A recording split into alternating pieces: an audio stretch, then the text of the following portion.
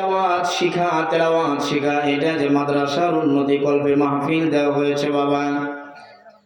এই জায়গায় ছোট্ট ছোট্ট মাসুম বাচ্চাদেরকে বাংলা, ইংরেজি, আরবি সহ কোরআন তেলাওয়াত শিক্ষা দেওয়া হয় কি হয় না? জোরে বলেন, হয় কি হয় না? আবু জেহেল কোরআন তেলাওয়াত করতে বাধা দেয়। একবার ইয়ামান থেকে জাবাল নামক সবচেয়ে বড় জাদুকরকে নিয়ে আসছে।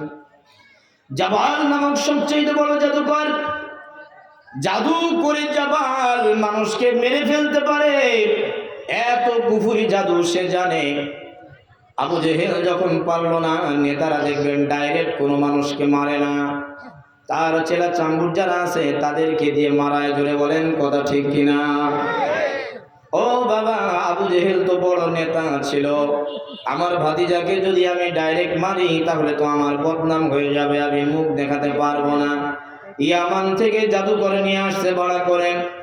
ও জাদুকর, তোমাকে আমি নিয়ে আসলাম, তুমি যদি আমার ভাতিজাকে জাদু করে মেরে ফেলাইতে পারো তাহলে আমার সম্পদের অর্ধেক সম্পদ আমি তোমাকে দিয়ে দিব।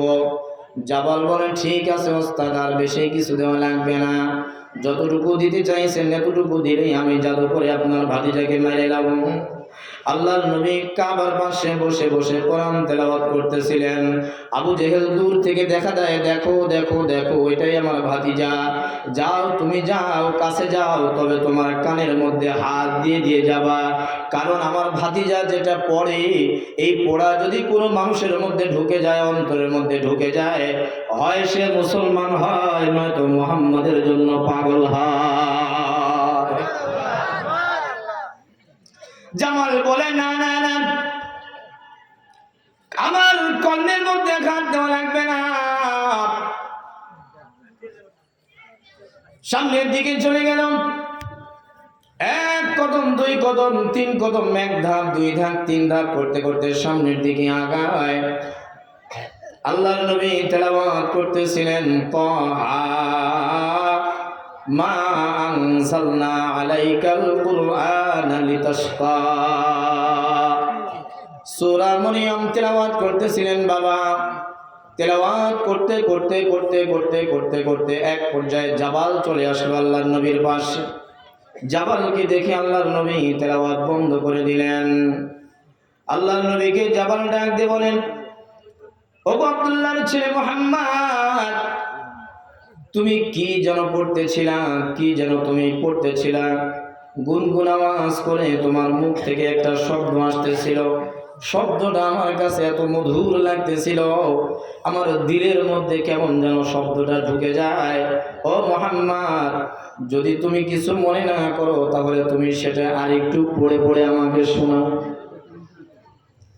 আল্লাহর নবী বললেন, আমি তো আপনার পরিচয় জানি না, আমি কেন আপনাকে শোনাবো? আল্লাহর নবীর প্রশ্নের জবাবে বলে, আমি ইয়ামান থেকে এসেছি, আমি সবচাইতে বড় জাদুকর। পৃথিবীতে বর্তমানে এমন কোন জাদু নাই যেই জাদুবিদ্যা আমার মুখস্থ নাই। আমি আসছি তোমাকে জাদু করে মেরে ফেলানোর জন্য। তুমি নাকি মক্কার মধ্যে সবচাইতে বড় জাদুকর, তুমি নাকি এমন কিছু জাদু জানো, এমন কিছু জাদু পারো, এমন কিছু জাদু করো, মানুষ তোমার জন্য পাগল পানা হয়ে যায়। জাবালকে ডাক দিয়ে আল্লাহর নবী বলেন, ভাইজান, আপনি যেহেতু পৃথিবীর সমস্ত জাদুবিদ্যা আপনার মুখস্থ আছে, আপনি শুনলে তাহলে বুঝবেন, দেখেন তো আমার এটা জাদু কিনা। আল্লাহর নবী কুরআনুল কারীম তেলাওয়াত শুরু করে দিলেন। এক পর্যায়ে জাবালের ভিতর থেকে কুফুরিগুলো ভিতর থেকে বের হয়ে কুফুরিকে কুরআনুল কারীম জ্বালায়া পোড়ায়া সারখার করে দিয়া জাবালের ভিতর থেকে চলে আসছে আব্দুল্লাহর ছেলে মুহাম্মদ, আমি আর কুফুরি অবস্থায় থাকতে চাই না, আমাকে আপনি পোড়ায়া দেন। লা ইলাহা ইল্লাল্লাহ, জোরে লা